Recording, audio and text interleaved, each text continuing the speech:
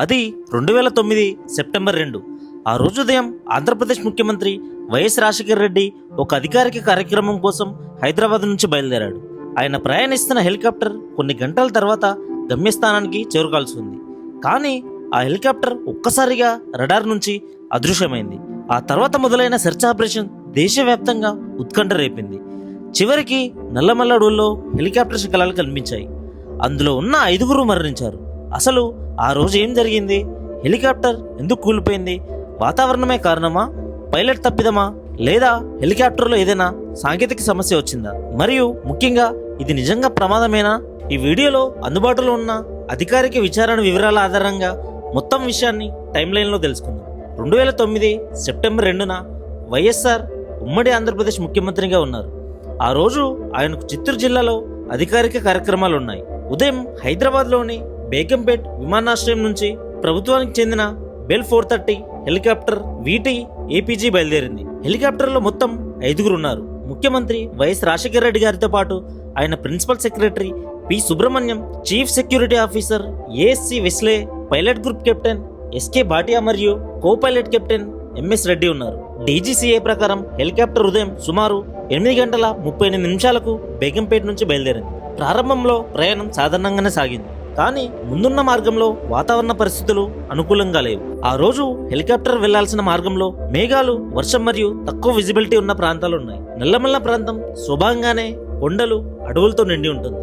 అలాంటి ప్రాంతంలో విమానం లేదా హెలికాప్టర్ తక్కువ విజిబిలిటీలో ప్రయాణించడం చాలా ప్రమాదకరం. తర్వాత జరిగిన విచారణలో కూడా అడ్వర్స్ వెదర్ కండిషన్స్ ఈ ప్రమాదానికి ముఖ్యమైన కారణాల్లో ఒకటిగా పేర్కొనబడింది. అంటే ఇది కేవలం ఒక చిన్న వర్షం వల్ల జరిగిన ప్రమాదం అని చెప్పడం సరిగ్గా ఉండదు. వాతావరణ పరిస్థితులు, విజిబిలిటీ, హెలికాప్టర్ కంట్రోల్ మరియు క్రూ డెసిషన్ మేకింగ్ కలిసి ప్రమాదానికి దారితీశాయని విచారణలు సూచించాయి. హెలికాప్టర్ ప్రయాణిస్తుండగా ఏటీసీతో కమ్యూనికేషన్ ఉండేది. కానీ సుమారు ఉదయం 9:23 సమయంలో రడార్ నుంచి హెలికాప్టర్ అదృశ్యమైంది. ఆ సమయంలో అది హైదరాబాద్ నుంచి దాదాపు 94 న్యూట్రికల్ మైల్స్లో ప్రయాణించింది. కొంతసేపటికి హెలికాప్టర్తో పూర్తిగా సంబంధాలు తెగిపోయాయి. ముఖ్యమంత్రి ప్రయాణిస్తున్న హెలికాప్టర్ కావడంతో వెంటనే అధికారిక యంత్రాంగం అప్రమత్తమైంది. హెలికాప్టర్ కనిపించకపోవడంతో సర్చ్ అండ్ రెస్క్యూ ఆపరేషన్ ప్రారంభమైంది. హెలికాప్టర్ ఎక్కడుందో మొదట్లో ఎవరికీ ఖచ్చితంగా తెలియదు. అడవులు, కొండలు ఉండడంతో సెర్చ్ ఆపరేషన్ చాలా కష్టంగా మారింది. ఆర్మీ, ఎయిర్ ఫోర్స్, రాష్ట్ర ప్రభుత్వ యంత్రాంగం మరియు ఇతర రెస్క్యూ టీమ్ సెర్చ్ ఆపరేషన్ లో పాల్గొన్నాయి. హెలికాప్టర్ చివరగా కనిపించిన ప్రాంతాలను ఆధారంగా చేసుకుని నల్లమల్ల అడవుల్లో విస్తృతంగా గాలింపు చర్యలు చేపట్టారు. దేశవ్యాప్తంగా ప్రజలు వైఎస్ఆర్ గురించి ఆందోళన చెందారు. చివరికి హెలికాప్టర్ నల్లమల్ల అడవుల్లో కొండ ప్రాంతాల్లో క్రాష్ అయినట్టు గుర్తించారు. హెలికాప్టర్లో ఉన్న 5 మరణించినట్టు నిర్ధారించారు. కానీ ఇక్కడే అసలు ప్రశ్న మొదలైంది. ప్రమాదం జరిగిన వెంటనే అనేక అనుమానాలు వచ్చాయి. హెలికాప్టర్లో మెకానికల్ ప్రాబ్లం వచ్చిందా? లేదా ఇంజన్ ఫెయిల్ అయిందా? వెదరే కారణమా? పైలట్ ఎర్రర్ జరిగిందా? లేదా ఇంకేదైనా జరిగిందా అనే ప్రశ్నలకు సమాధానం కోసం పలు స్థాయిల్లో విచారణలు కూడా జరిగాయి. ఒక ఎక్స్పర్ట్ ఎంక్వైరీ ప్రకారం బెల్ 430 హెలికాప్టర్ ఇంజన్ ఫెయిల్యూర్ కారణంగా క్రాష్ కాలేదని పేర్కొన్నారు. అంటే ఇంజన్ ఒక్కసారిగా ఫెయిల్ అయి హెలికాప్టర్ కూలిపోయిందనేది అధికారికంగా నిర్ధారించబడిన కారణం కాదు. కోక్పిట్ వాయిస్ రికార్డర్లో కూడా కాన్స్పిరెన్సీకి సంబంధించిన ఆధారం దొరకలేదని ఆ ఎక్స్పర్ట్ కమిటీ తెలిపింది. డీజీసీఏ ఆధ్వర్యంలోని ఎంక్వైరీలో మరో ముఖ్యమైన విషయం బయటకు వచ్చింది. ఆ విచారణ ప్రకారం ప్రమాదానికి లాస్ ఆఫ్ కంట్రోల్ ప్రధాన కారణమని అర్థమైంది. విచారణలో క్రూ అడ్వర్స్ వెదర్ కండిషన్స్ లో ప్రయాణిస్తూ పరిస్థితిని సరిగా యాక్సెస్ చేయలేకపోయిందని, ఒక టెక్నికల్ స్నాక్ చెక్ లిస్ట్ విషయంలో క్రూ దృష్టి మళ్లిందని పేర్కొన్నారు. అంటే ఒక్క కారణం కాదు, వాతావరణ పరిస్థితులు, సిచ్యువేషనల్ అవేర్నెస్ కోల్పోవడం, హెలికాప్టర్ కంట్రోల్ కోల్పోవడం వంటి అంశాలు కలిసి ప్రమాదానికి దారితీశాయని ఆ నివేదికలో వివరించారు. ఈ ప్రమాదంలో అత్యంత ఆసక్తికరమైన అంశాల్లో ఒకటి కాక్పిట్ వాయిస్ రికార్డర్ ఎనాలిసిస్.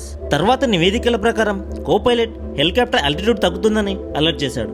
ఆ అలర్ట్ ను పలుమార్లు పైలట్ చెప్పినట్లు సివిఆర్ ఎనాలిసిస్ లో వెల్లడైంది. ఒక దశలో హెలికాప్టర్ చాలా వేగంగా ఆల్టిట్యూడ్ కోల్పోతుండగా క్రూ పరిస్థితిని రికవరీ చేయడానికి ప్రయత్నించింది. కానీ అప్పటికే టెరైన్ చాలా దగ్గరగా ఉండడంతో హెలికాప్టర్ను సేఫ్ ఆల్టిట్యూడ్ తీసుకురావడానికి సమయం చాలా తక్కువగా మిగిలింది.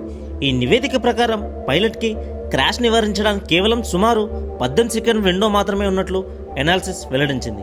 అంటే చివరి క్షణాల్లో పరిస్థితి ఎంత వేగంగా మారిపోయిందో దీనివల్ల అర్థం చేసుకోవచ్చు. ఇప్పుడు మొత్తం విషయాన్ని చాలా సింపుల్గా చెప్పాలంటే 2009 సెప్టెంబర్ 2న వైఎస్ఆర్ ప్రయాణిస్తున్న ప్రభుత్వ బెల్ 430 హెలికాప్టర్ హైదరాబాద్ నుంచి చిత్తూరు వైపు వెళ్తుంది. మార్గం మధ్యలో ప్రతికూల వాతావరణ పరిస్థితులు ఎదురయ్యాయి. తక్కువ విజిబిలిటీ మరియు డిఫికల్ట్ వెదర్ కండిషన్స్ మధ్య హెలికాప్టర్ ఫ్లైట్ కొనసాగింది. క్రూ ఒక దశలో పరిస్థితిని సరిగ్గా మేనేజ్ చేయలేక హెలికాప్టర్ కంట్రోల్ కోల్పోయింది. హెలికాప్టర్ వేగంగా ఆల్టిట్యూడ్ కోల్పోయి నల్లమల్లకొండ ప్రాంతంలో టెరైన్ ఢీకొట్టింది. క్రాష్లో హెలికాప్టర్లో ఉన్న వైఎస్ఆర్తో పాటు మిగిలిన 4 మరణించారు. అధికారిక సిబిఐ విచారణ దీన్ని యాక్సిడెంట్గా నిర్ధారించింది. మరి వైఎస్ఆర్ మరణం ఎందుకింత పెద్ద విషాదంగా మారిందంటే, వైఎస్ఆర్ అప్పటికే ఆంధ్రప్రదేశ్ ముఖ్యమంత్రి. ఆయన మరణ వార్త రాష్ట్ర రాజకీయాల్లోనే కాదు, ప్రజల్లో కూడా తీవ్ర విషాదాన్ని కలిగించింది.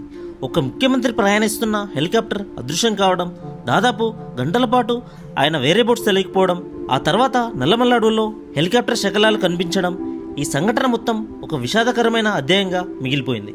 వైఎస్ఆర్ మరణం తర్వాత రాష్ట్ర రాజకీయాల్లో కూడా పెద్ద మార్పులు చోటు చేసుకున్నాయి. వైఎస్ రాజశేఖర రెడ్డి గారి మరణం వెనుక అసలు కారణం గురించి ఎన్నో ప్రశ్నలు వచ్చినప్పటికీ విచారణల ప్రకారం అది ఒక హెలికాప్టర్ యాక్సిడెంట్. ప్రతికూల వాతావరణం, ఫ్లైట్ క్రూ ఎదుర్కొన్న పరిస్థితులు మరియు హెలికాప్టర్ కంట్రోల్ కోల్పోవడం ఈ ప్రమాదంలో కీలక పాత్ర పోషించాయి. ఈ ఘటన మనకు ఒక ముఖ్యమైన విషయం గుర్తు చేస్తుంది. విమాన ప్రయాణంలో కొన్ని నిమిషాల డిస్టెన్స్ కూడా ప్రమాదకరమైన పరిణామాలకు దారితీయవచ్చు. వైఎస్ రాజశేఖర రెడ్డి గారి మరణం వెనుక మీ అభిప్రాయం ఏంటో కామెంట్ చేయండి. మీరు వైఎస్ఆర్ గారిని అభిమానిస్తే ఈ వీడియోని లైక్ చేసి మన ఛానల్ని సబ్స్క్రైబ్ చేసుకోండి. మరియు వైఎస్ఆర్ గారి బయోగ్రఫీ కావాలంటే ఎస్ అని కామెంట్ చేయండి. Thank you for watching. జై హింద్.